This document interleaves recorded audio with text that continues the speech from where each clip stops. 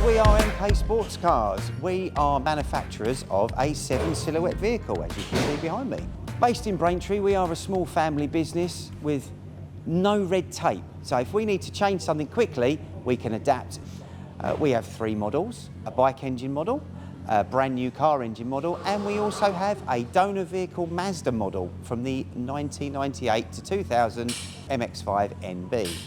We build vehicles that are designed for the home builder.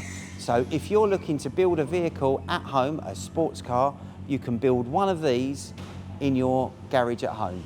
We have several engine packages available for you. We have the Mark II Mazda, we have the Mark II Mazda Turbo, we have the Honda Civic Type R, which is a K20 engine from an EP3 Civic, all with varying brake horsepower values. On the brand new side, we have the Sprint 185 model, which has a brand new 2-litre Duratec engine. We can't call it Duratec, it's called the Durapower engine, just with a little bit of spice to it. And the main product that we sell mostly is the bike engine car. So using the Suzuki Hyabusa engine from a Generation 2 Suzuki, we can put the bike engine visceral sensation into 4 wheels. So if you are a biker, but you're no longer allowed a motorcycle, we have the next best thing, which is a 4-wheeled motorcycle.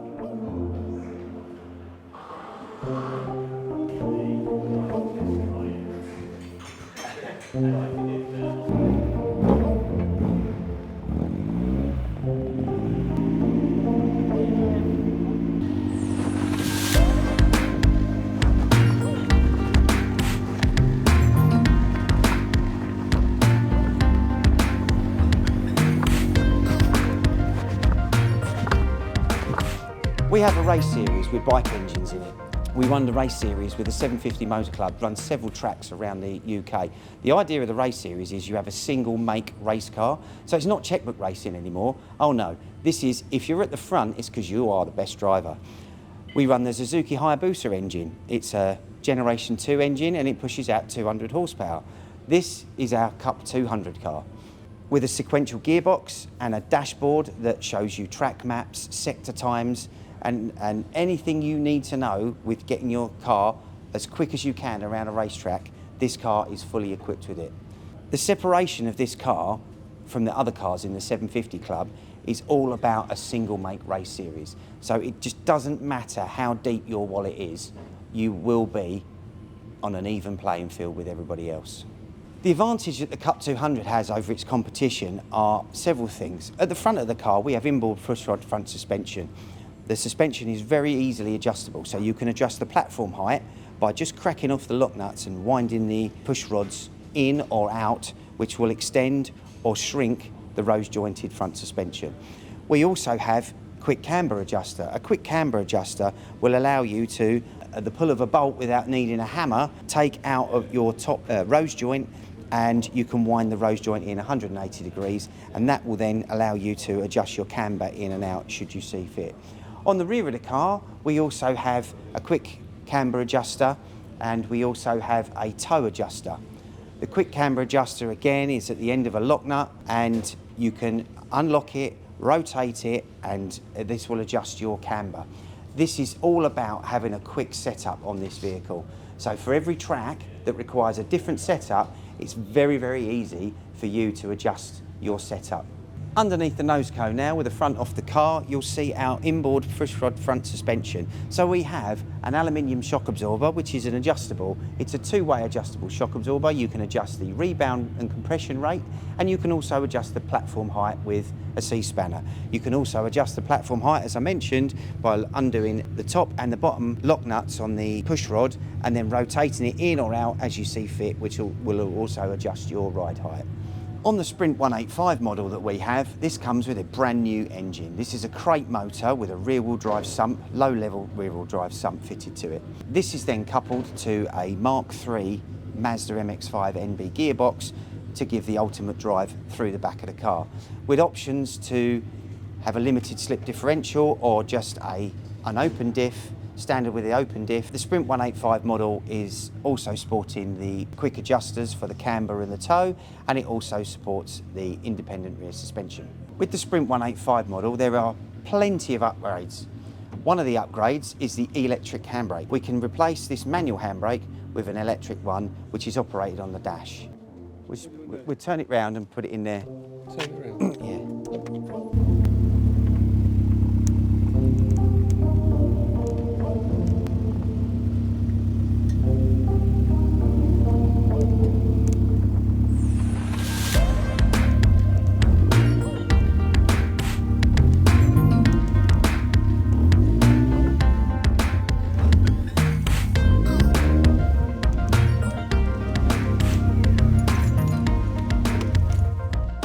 With the chassis similar to that of the Cup200 car, all of the wishbones and everything is the same.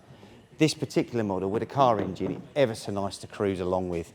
It's also got throttle bodies on it, which make it sound like that retro Mark I Escort intake noise when you put your foot down. Very comfortable car to drive in, thanks to the independent rear suspension. Lots of setup you can do, so there's plenty of tweaks in it. You can even adjust the steering wheel forwards and backwards, up and down slightly. You can also adjust the pedals to come further apart and closer together if you want a heel toe. Very nice billet aluminium pedal box, features on all our cars. We've even got branded wheels now, so we've got our own wheels that fit all of the models. They look rather trick, I think you'll agree. And some subtle branding that we've got around the rest of the car. Really finish the car off, especially with the embossed logo on the front. I shouldn't say that. My favourite memory was when we had a customer who wanted to go in one. We took him out for a test drive and he was sick. Not sure you can put that on the TV, but it is a very extreme car. If you want it to be, the bike engine is completely visceral. With 11,000 RPM, it is a bonkers bit of kit. It's absolutely bonkers. Well, all three models share the look. So regardless of whether it's a bike engine, a car engine, or built a Mazda build engine at home, all of the cars, when you line them up, they all look the same.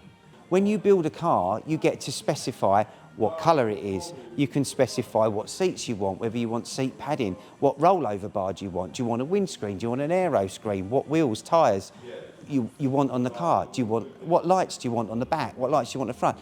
Whilst I try and build a car that is exactly the same, I don't think we've built two cars that are exactly the same, ever. As you look around in the workshop here, I haven't got two cars that are the same. They're all different in their own little way. And that's what's unique about this brand, is that you can tailor-make this product to be exactly what you want. This particular project was put together from a young chap who decided that he wanted a car like this, but sadly he'd had an accident, a car accident, and he'd had to have one of his limbs amputated. He came to us with a dream of having a car that he could use on the track and do track days with.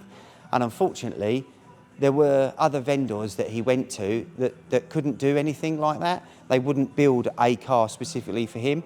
So what we've done is we've taken the running gear from a Mazda MX-5 automatic and we've transplanted that into one of our chassis. A couple of other small changes that we've had to make along the way, a bit of learning here and there. But on the whole, we've now built an automatic 7-esque Roadster. And there isn't many other companies that have ever done this.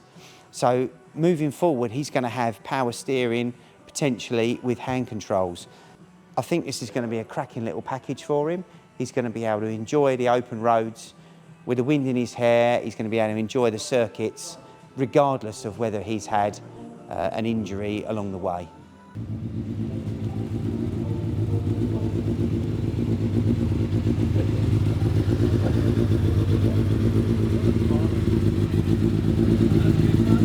It's slow, isn't it? Yeah, a little bit. Yeah. No, that was really good.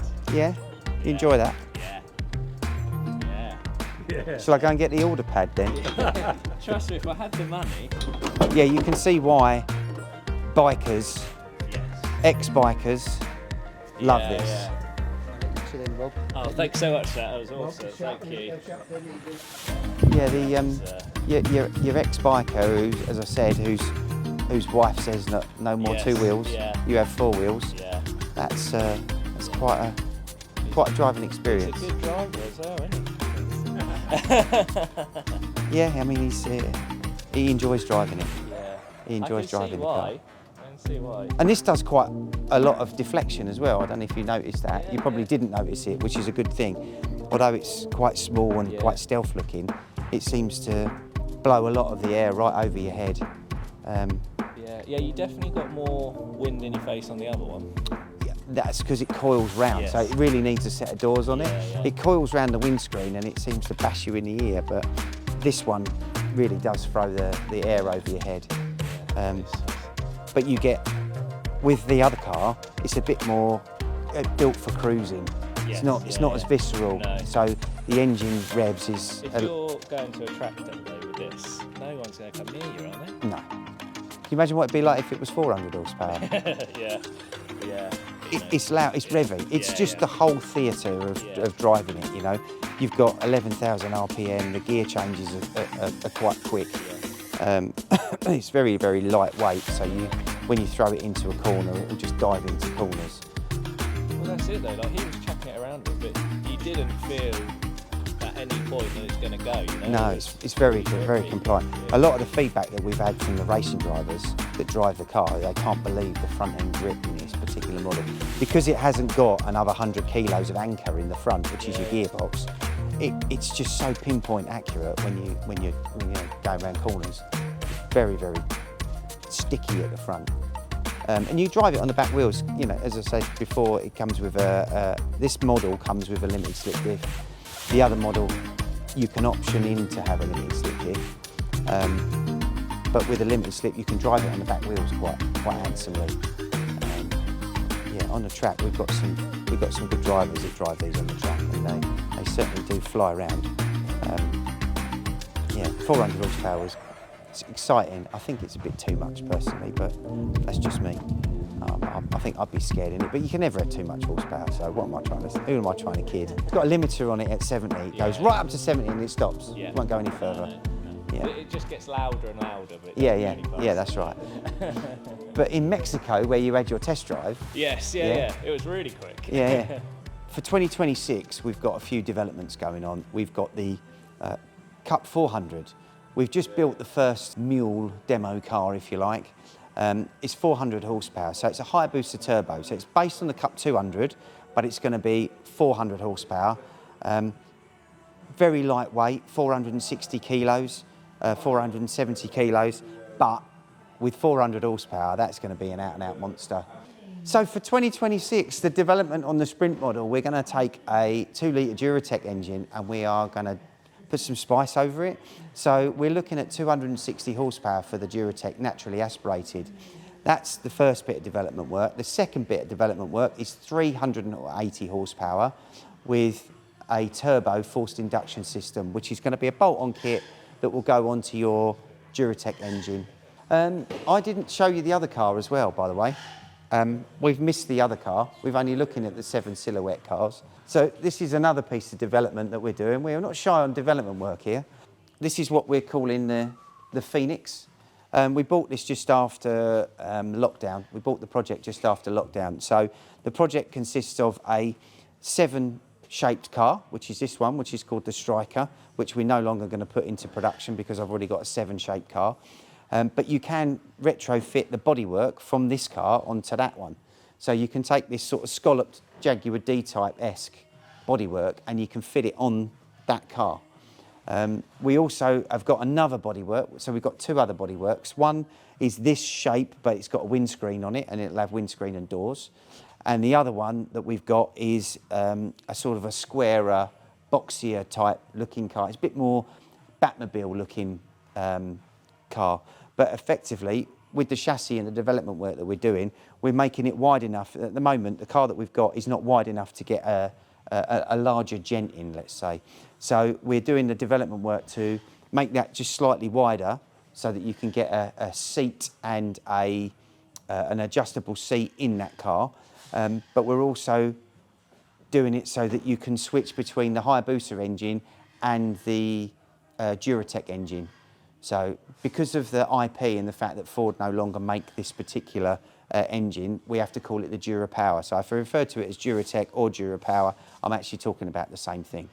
The chassis is going to cope with the two variants of engine. So we get a lot of customers coming to us in 5 years' time that say, I've got a car engine, I want to put a bike engine in it. And basically all we'll need to do is just get the appropriate subframe and you'll be able to drop the other bits in. All of the other components will be already in the chassis and included in the chassis. So it's going to be a subframed chassis for mounting the engine, and whether it's a car engine or whether it's a bike engine, there'll be two different subframes on there. 2026, watch out for that. So this is us. I hope you've enjoyed the little workshop tour and the product range tour, and hopefully we'll see you soon.